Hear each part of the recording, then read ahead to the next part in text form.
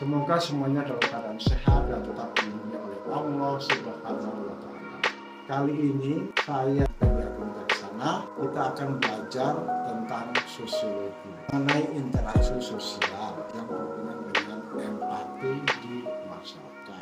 Untuk itu mari kita awali dengan membaca Bismillahirrahmanirrahim. Dalam kehidupan sosial, interaksi itu memiliki peranan yang sangat penting. Kenapa? Karena tanpa adanya interaksi, tidak akan ada kehidupan bersama, kehidupan berkelompok, dan masyarakat. Dengan mempelajari interaksi sosial ini, kita dapat lebih memahami cara berinteraksi sosial yang lebih baik, sehingga kita mampu bersosialisasi.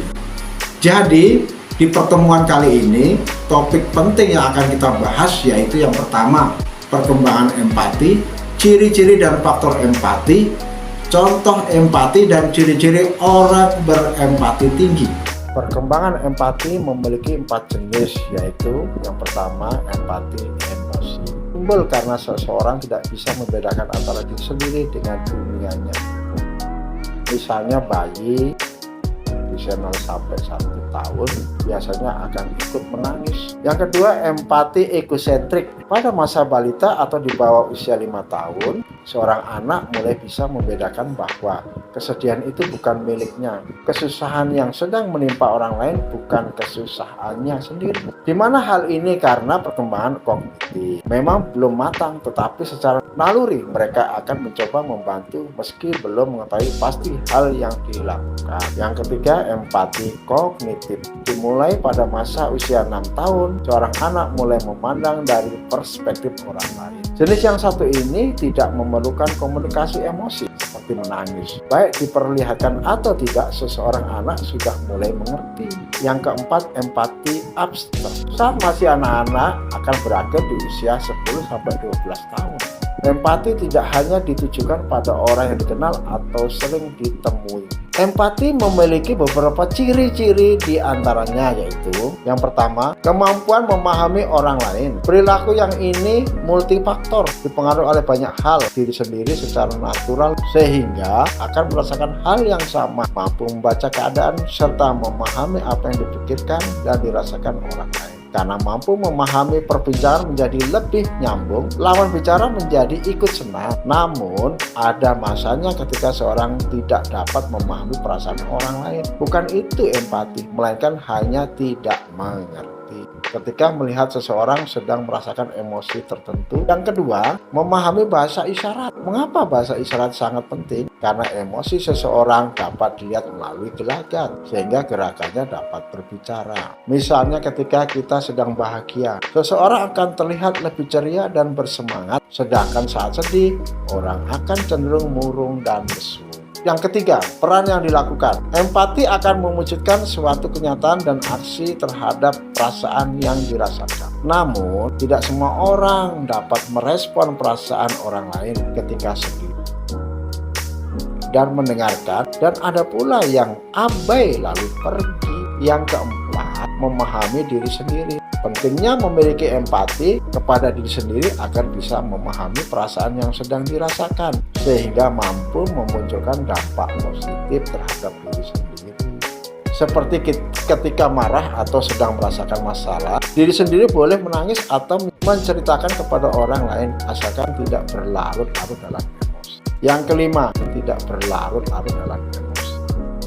Memahami perasaan atau merasakan hal yang sama dengan seseorang boleh, namun tidak boleh ikut campur atau mengurusi masalahnya terlalu dalam, sehingga empati tetap memiliki batasan-batasan tertentu. Terdapat beberapa faktor dalam berempati, misalnya pola asuh. Sebenarnya 98% manusia terlahir dengan potensi untuk berempati. Namun, pola asuh orang tua juga memiliki peranan penting dalam menanamkan nilai empati kepada anak sejak dini untuk membentuk karakter mereka. Hal ini dapat dilakukan dengan mendorong anak untuk mengekspresikan emosi-emosinya, tidak mengekang, interaksi anak dengan teman-temannya selagi masih bersifat positif, dan lain sebagainya. Yang kedua, kepribadian. Kepribadian yang dimaksud yaitu dapat mengontrol emosi dengan baik terhadap diri sendiri. Yang ketiga, usia dan derajat kematangan. Semakin bertambah usia, maka semakin tinggi empati seseorang.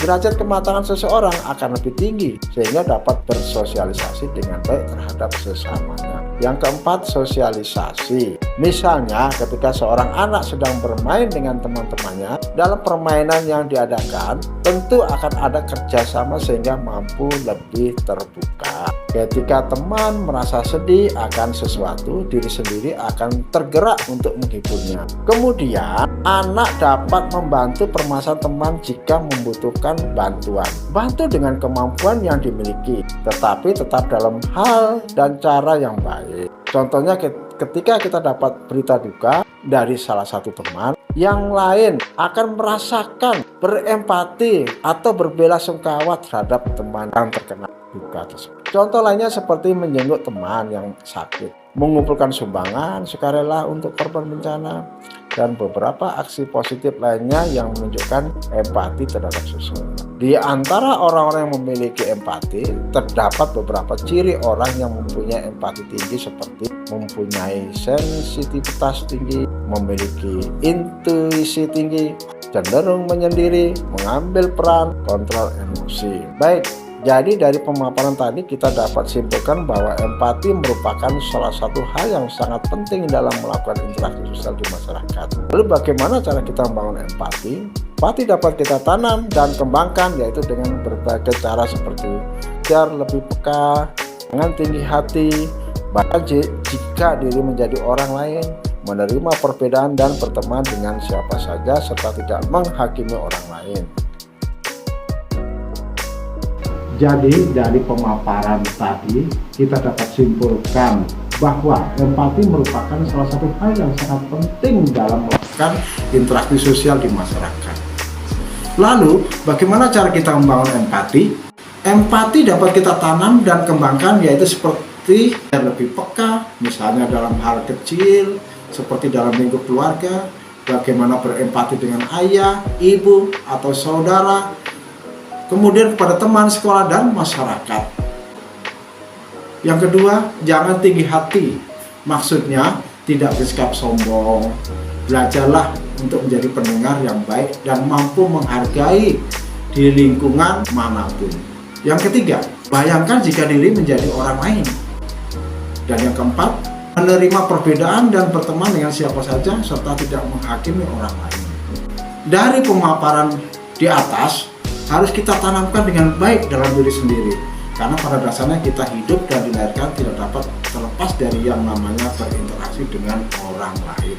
Oleh karena itu kita perlu memiliki rasa empati baik itu untuk diri sendiri maupun untuk orang di sekitar kita. Kiranya cukup sekian pembahasan kali ini. Semoga teman-teman semua bisa memahami cara bagaimana empati dalam berinteraksi sosial di masyarakat. Kita akhirin. Wassalamualaikum warahmatullahi wabarakatuh.